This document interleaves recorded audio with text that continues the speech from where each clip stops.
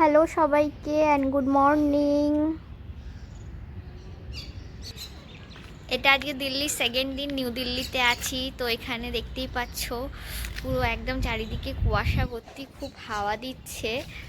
অত ঠান্ডা, চান করে নিয়েছি সকালবেলায়।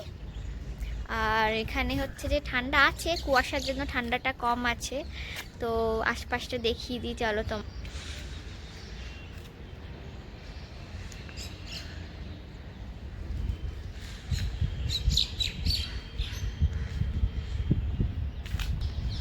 যে পকেটে রয়েছি, কালকে তো অনেক রাতে ঘরে ঢুকেছি।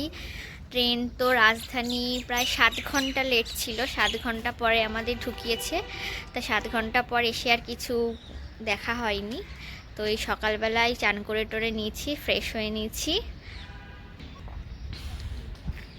এই যে এটা রুম, এটা রুম, এখানে আছি আমরা। পরপর হচ্ছে যে পরপর ব্লগ আসবে, তোমরা হচ্ছে অবশ্যই দেখো। অনেক জায়গা ঘুরতে যাব, তো হচ্ছে যে সব শেয়ার করব তোমাদের সঙ্গে। অবশ্যই দেখো আর জানিও কেমন হয়েছে। আমার ঘোরা টোরাগুলো সবই দেখাবো, পরপর ব্লগ আসবে।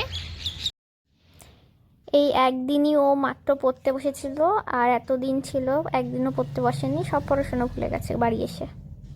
আমাদের হচ্ছে লাঞ্চ হয়ে গেছে, আমরা লাঞ্চ করে নিয়েছি। এই 3টে বাজে। এখন হচ্ছে যে রোদের দেখা মিলেছে, সারাদিন কুয়াশা আর ভীষণ হাওয়া চলছে। হাওয়ার জন্যই মেনলি এখানে ঠান্ডাটা লাগছে। আর আমরা রয়েছি নিউ দিল্লির সরিতা বিহার, দেখেছো এরকমই সব ফ্ল্যাটের মতো।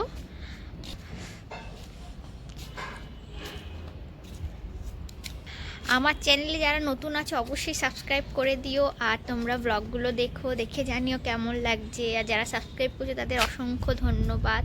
খুব ভালো হাওয়া দিচ্ছে, হাওয়ার জন্যই মেনলি ঠান্ডা। আর জলটা দেখছি পুরোই হচ্ছে ঠান্ডা হয়ে রয়েছে, জলে হাত দিলে বেশি ঠান্ডা লাগছে।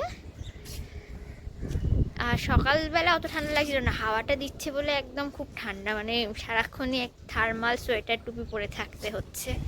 রোদটা উঠলে ভালো লাগতো, তো সকাল থেকে রোদের কুয়াশা ছিল, কুয়াশার জন্যই আমাদের রাজধানীটা লেট করেছে। 7 ঘন্টা লেট ছিল, মানে এক্সট্রিম লেট ছিল আমাদের। হচ্ছে যে থাকতে থাকতে একদম ট্রেনের মধ্যে অবস্থা খারাপ হয়ে গেছিলো। ট্রেনেরও যতটা খাবার নিয়ে ওঠে সেটাও শেষ হয়ে গেছিলো, মানে খুব বাজে অবস্থা ছিল। তো অনেক রাতে নামিয়েছে, অনেক রাতে 7টা বেজে গেছে তারপরে নেমেছি আমরা। তো নেমে অনেক রাতেই ঘরে এসেছি।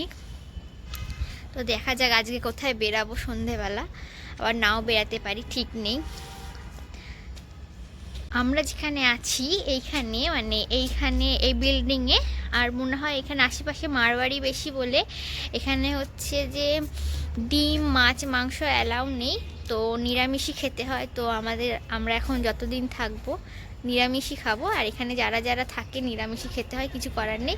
যদি ডিম মাছ মাংস খেতে হয় সেটা হচ্ছে বাইরে থেকে হচ্ছে খেয়ে আসতে হবে, এখানে ঘরে অ্যালাউ করে না। তো আমরা আজকের জন্য ডাল খেয়েছি, ডাল দিয়ে ভাত খেয়েছি, সবজি ডাল বানানো হয়েছিল, আর একটা হচ্ছে শিমের তরকারি আর কাঁচকলা ভাজা।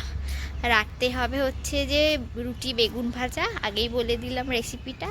তো গরম গরমই হবে, কারণ এখানে খুব ঠান্ডা, রান্না করে রাখলে একদম পুরো ঠান্ডাই হয়ে যাবে, খাওয়া তো একদম বরবাদ হয়ে যাবে। তাই জন্য রাতে হবে রুটি বেগুন ভাজা, গরম গরম রুটি, গরম গরম বেগুন ভাজা।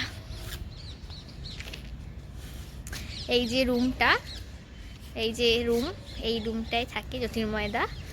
তো আমরা এসে অনেক ভিড় করছি, আমরা এখন অনেকজনে মিলে আছি। জ্যোতির্ময়দা একা থাকে, আমরা এখানে এখন রয়েছি 3 4 5 জনে রয়েছি, জ্যোতির্ময়দাকে নিয়ে 6 জন।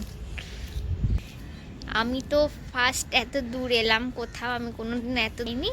তো আমাদের ফার্স্ট নিউ দিল্লি আসা এবং এত দূরে জার্নি করে আসা।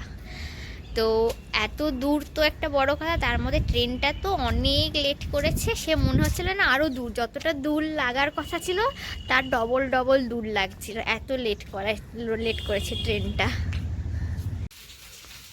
ওর পাপা অফিস থেকে এসেছে, এই জন্য ওর পাপার সঙ্গে হাইড অ্যান্ড সিক খেলছে, মানে দাদুর পেছনে লুকিয়ে, মানে ওর পাপাকে খুঁজে বার করতে হবে। দুদু কই, দুদু কই, হাইড অ্যান্ড সিক হচ্ছে, দুদু কই কই। পাপা কোথায় খুঁজবে আগে, পাপা কোথায় খুঁজবে? হ্যাঁ, কোথায় আছে দেখো। খোঁজো দুদুকে খোঁজো। কই খুঁজে পেয়েছে কেউ? এটা কে ওটা? বাই বাই, সবাই ভালো থেকো, দেখা হবে একটা নতুন ব্লগে।